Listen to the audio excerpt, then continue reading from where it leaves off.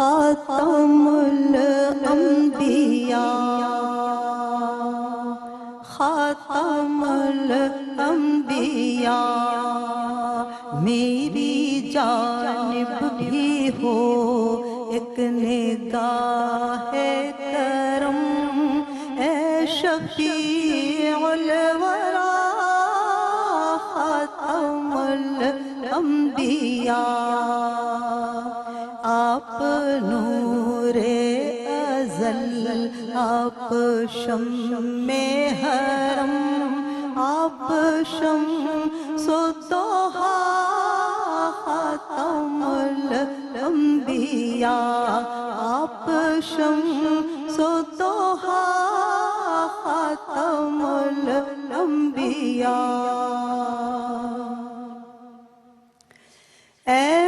सुमैया बानो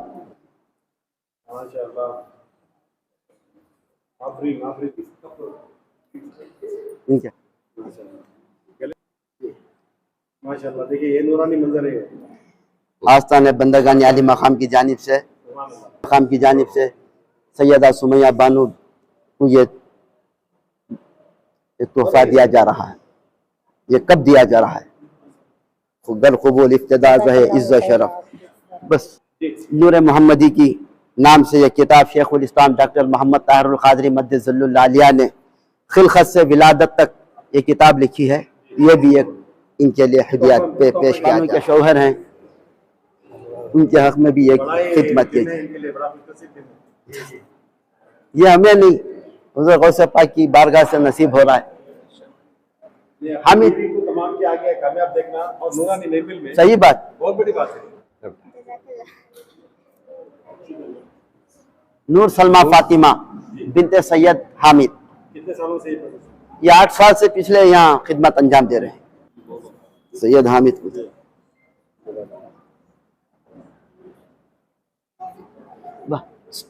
हजरत की। वालेकुम सलाम। बेटा आपका नाम बताएं। नूर सलमा फातिमा। कौन सी स्टैंडर्ड में पढ़ रहे हैं? मैं फर्स्ट PUC। फर्स्ट PUC माशाल्लाह। कौन सी कॉलेज में? सेंट एंस। अच्छा, देखने वालों को ये बताइए कि हर फील्ड में अपने अपने तौर पर कामयाब हो रहे हैं बच्चे, और आप लोग दुनियावी तालीम के साथ साथ दीनी तालीम में यानी, और ख़ासकर ये इस तरह की नूरानी महफिल में, चाहे नात हो या मनखबत हो, आप तमाम यहाँ पे पढ़ रहे थे।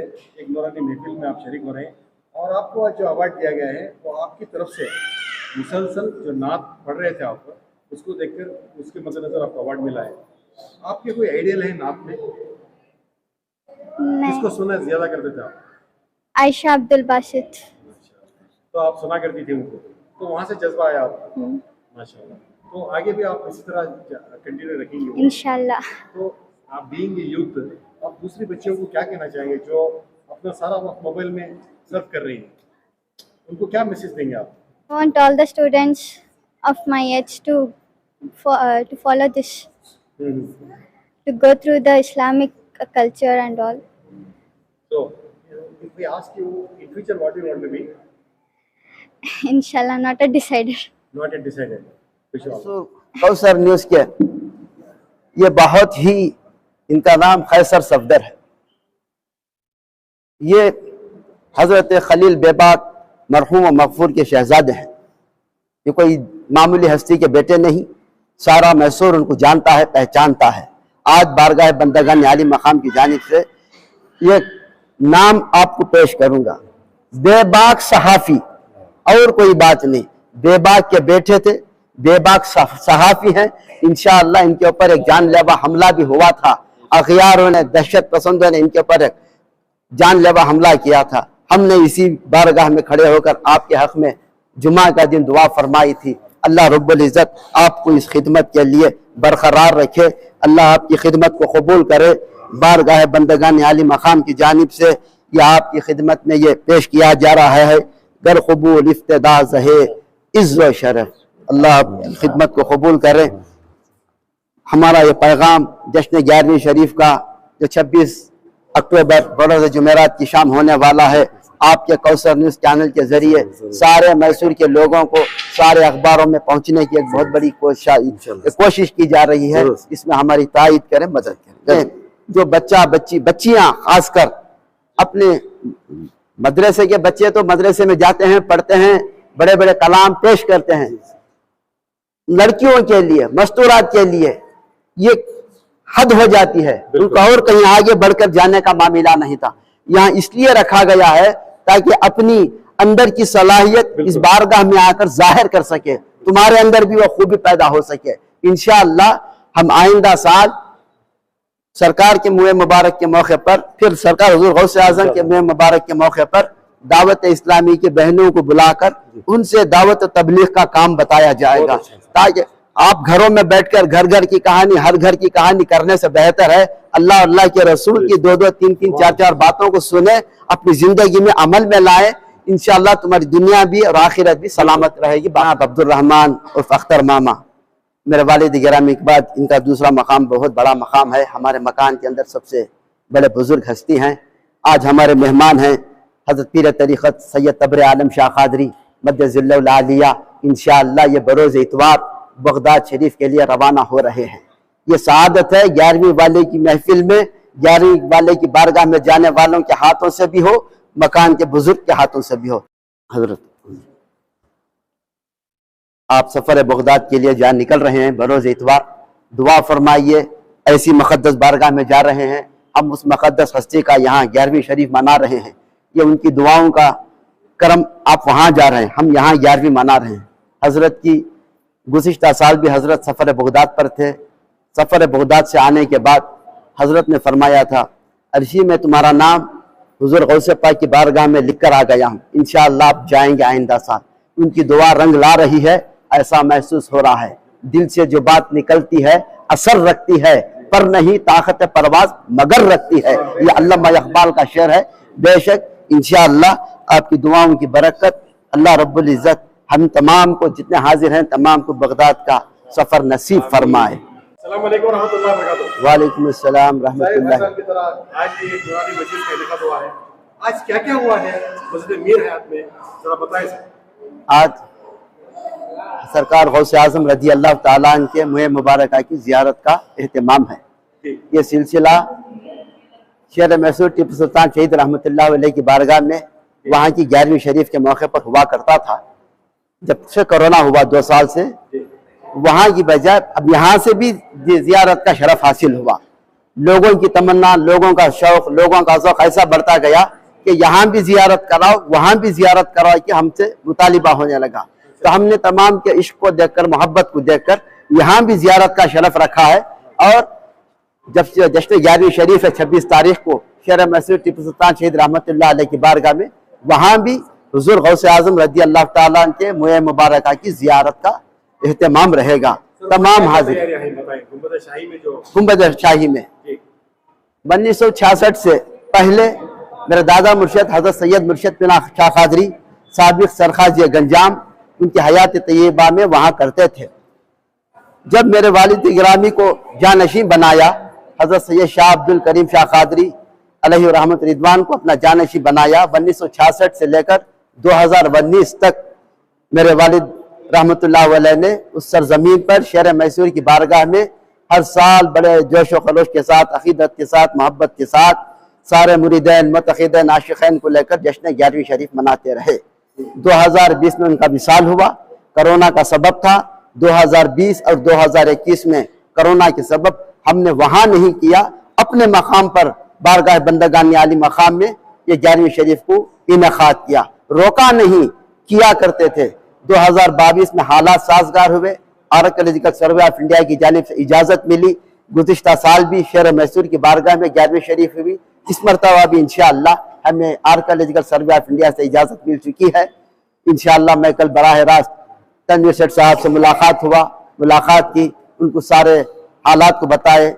जब हमारे पैगाम को देखा, सुना, और जो वक्फ स्टेट है गुंबद शाही का, उनको भी लेटर आकर है, उनसे राबिता हुआ, तो मालूम हुआ आप अपना काम बखैर खूबी के साथ जो हर साल तरह करते थे, ऐसे ही जैसे वालिद गिरामी करते थे, ऐसे ही जोश व खरोश के साथ करने की हमें हिदायत फरमाई है।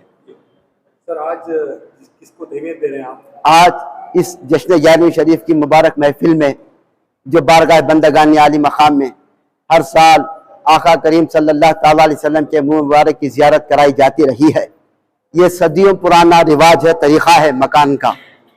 इस महफिल में हम मर्द हजरात को, मर्द नात खान को हम एजाज़ किया करते थे। अलहाज सैयद अकबर साहब को बारगाह बंदगान आली मकाम की जानिब से 2 साल पहले जब कोरोना में 11वीं शरीफ का मामला वहाँ रुका, हमने इस बारगाह में इसी जगह पर, इसी महफिल में, इसी जगह पर हजरत सैयद अकबर साहब को हजरत हस्सान मैसूरी का खिताब से नवाजा। आज हमने सोचा मदहा खातून को, उनकी भी एजाज करें, उनकी भी तहनीत पेश करें। मदहा खातून, मदहा खां मर्द हजरात, ये मदहा खातून हैं जो इनके लिए, औरतों के लिए, मस्तूरात के लिए मदहा खातून का एजाज है, उसके लिए है। इसके लिए इसलिए इंतखाब किया गया है। मदहा खातून में भी वो जमाने में, साबिका जमाने में उम्मे हबीबा जो मुल्क पाकिस्तान की बहुत मशहूर और नायाब खातून हैं, आज भी बाकायदा हयात है, इंग्लैंड में है। उस जमाने में ना तो ये सोशल मीडिया था, ना तो टीवी था, ना तो व्हाट्सएप था, ना तो यूट्यूब था, ना तो इंस्टाग्राम था, कुछ नहीं था। ऐसी मौके पर भी सरकार की नात के जरिए सारी दुनिया में तहलका मचाया था। आपकी बहुत अकीदत की नजरों से, मोहब्बत की नजरों से उम्मे हबीबा को देखा जाता था।